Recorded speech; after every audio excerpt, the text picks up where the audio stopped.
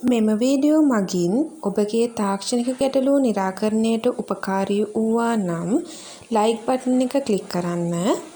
අපගේ නවතම තාක්ෂණික වීඩියෝ මගින් ඔබගේ තාක්ෂණික ගැටලු නිරාකරණයට සහ දැනුම වර්ධනයට පහළ ඇති සබ්ස්ක්‍රයිබ් බටන් එක සහ බෙල් අකුණ ක්ලික් කරන්න.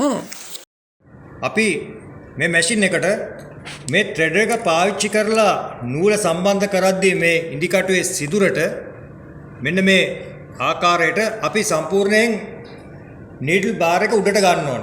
උඩට අරගෙන තමයි අපි මේ ත්‍රෙඩර් එක හරහා නූල සම්බන්ධ කරගන්න උත්සාහ කරන්නේ.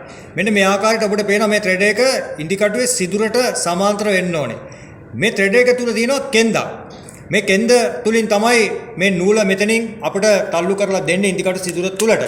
හැබැයි මේක නිවැරදිව ඒ ස්ථානගත වෙලා නැත්නම් අපි මොකද්ද කරන්න ඕනේ? අපි මෙන්න මේ ස්ථානයේ තියෙනවා මේ ලින්ක් එකට උඩින් තවත් කුඩා ඇණයක්.